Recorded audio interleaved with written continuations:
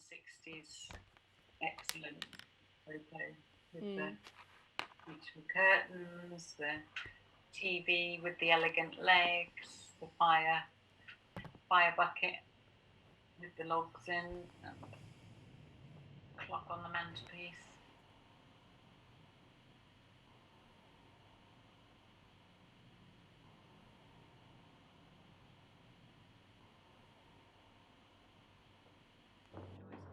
That's Ben. Yeah, so that must have just been a holiday that they had together.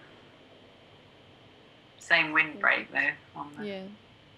And that was the windbreak we had when we were little, so a lot of holidays. And this is my graduation. I made that dress especially for graduation. It was yellow Laura Ashley with blue flowers on.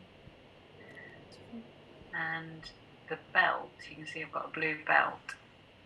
That was one of the ones that I wove for one of my final pieces.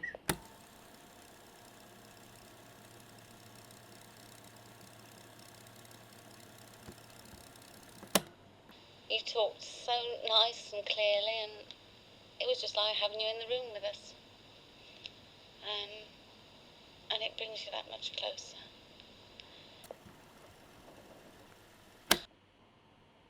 This is of your granny and her 2 sisters, and her 1 brother. This is of my great-grandmother, her mother, her father, her 2 sisters, and 1 brother. Now that there's the one in the middle.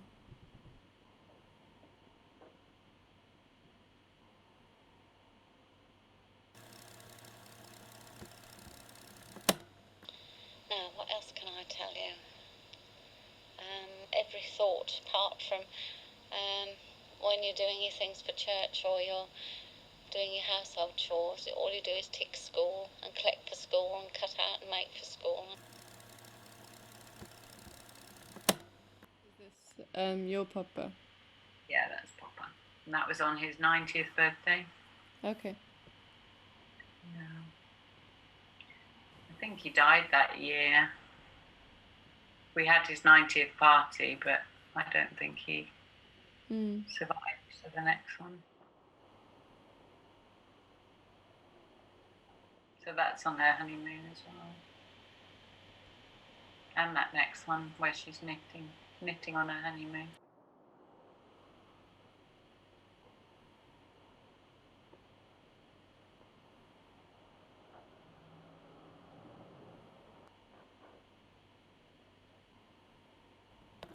So they were involved, and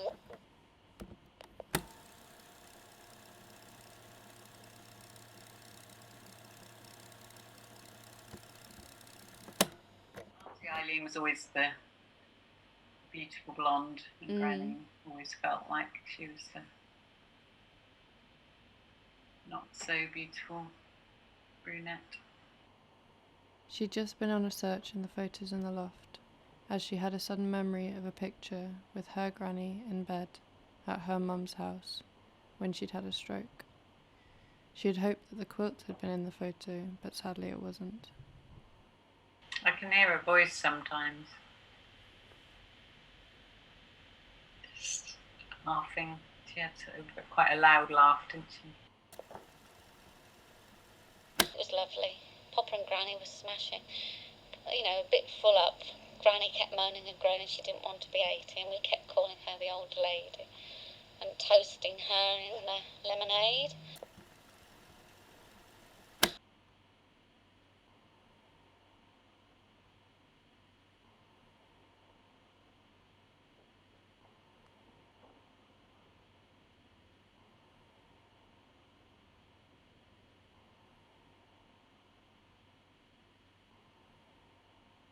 So that car was called Sylvia because it was the silver colour. I don't think she passed first time, might have passed second time. But it was just such a thrill to her to have independence. And she bought her own car and would drive up and down to school because historically, when she was a teacher and we were at the school, we would walk up and down. It was about a 20-minute walk up and down the hill. Whereas now she could drive.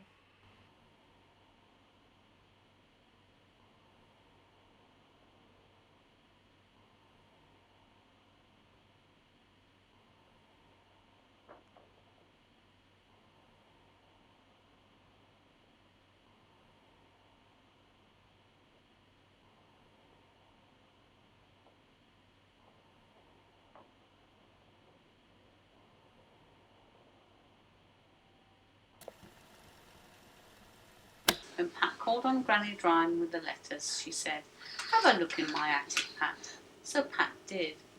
"What have you found?" Yeah, he's looking up, isn't he, up through the house. When I am an old woman, I shall wear purple, with a red hat which doesn't go and doesn't suit me. And I shall spend my pension on brandy and summer gloves, and satin sandals, and say we've no money for butter. I shall sit down on the pavement when I'm tired and gobble up samples in shops and press alarm bells, and run my stick along the public railings, and make up for the sobriety of my youth. I shall go out in slippers in the rain, and pick flowers in other people's gardens, and learn to spit. You can wear terrible shirts and grow more fat and eat 3 pounds of sausages at a go, or only bread and pickle for a week, and hoard pens and pencils and beer mats and things in boxes. But now we must have clothes that keep us dry, and pay our rent, and not swear in the street, and set good examples for the children.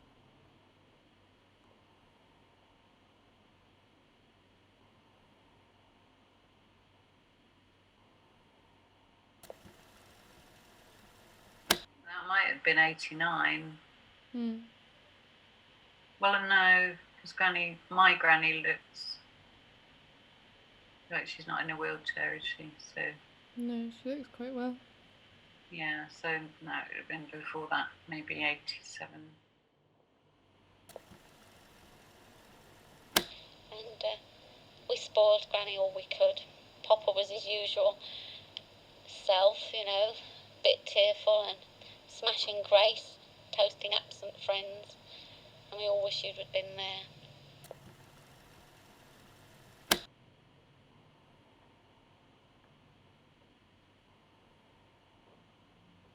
Well, I don't know whether he had Alzheimer's. He had quite severe dementia. Yeah. Oh, he was so lovely. I just loved him. He was just so lovely.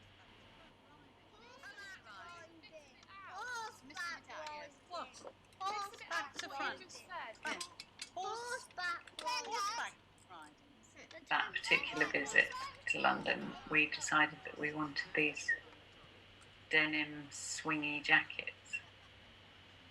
And Granny's argument was that my one with all the flowers wouldn't go with anything else because it was too patterned. So as I proved, I wore it with anything.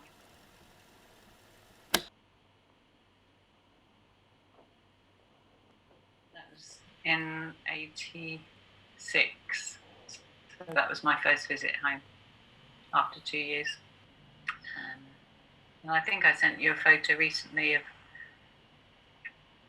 me standing between Granny and Papa. Yes, I think so. I came back, yeah. And Yeah. I'm wearing that suit. And it's all deep pile, and when you step on it you leave footprints, you know. It's lovely to get out of bed and dig your toes in it.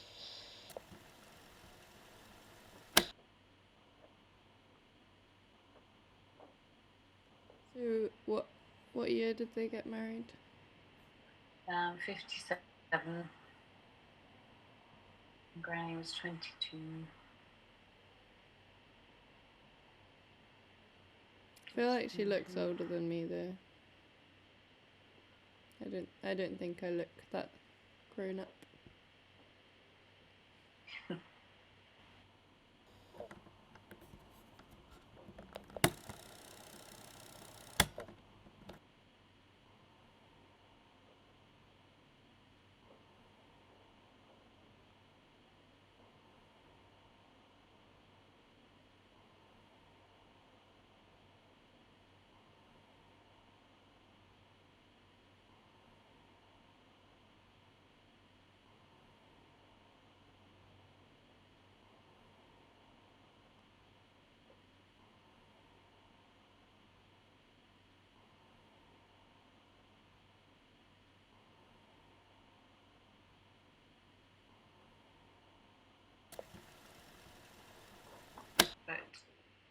on this cassette tape I was listening to, it could have been Granny talking about that situation, in the same way that I used to speak about Grandad now, longing for him to come and live with me and wanting to do the right thing and stuff. But my granny had had several strokes by that time. But by that time she couldn't do anything, so it wasn't like she could sit and do stitching or knitting or anything. She'd lost the use of one of her hands. And that really upset her because her speech was slurred and she couldn't make herself understood. And she used to get really frustrated because she'd be trying to tell you something and she just couldn't get the words out. And also, she knew that she used to be able to do so much beautiful stitching and stuff. And now she just couldn't. She just sat there and couldn't do anything.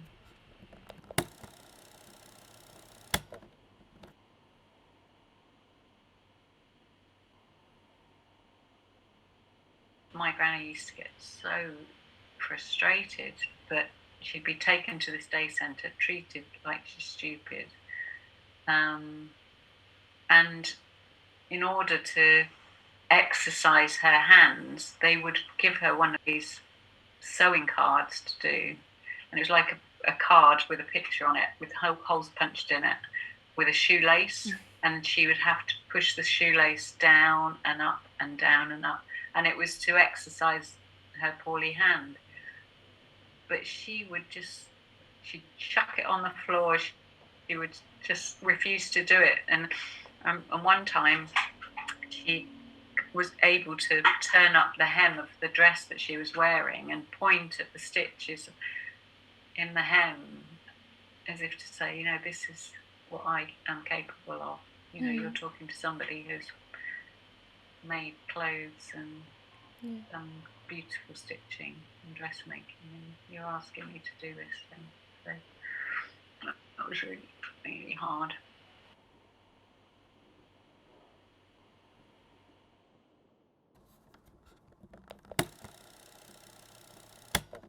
It was tatty. Well, that belonged to my granny, and it had just shredded because it had gone rotten.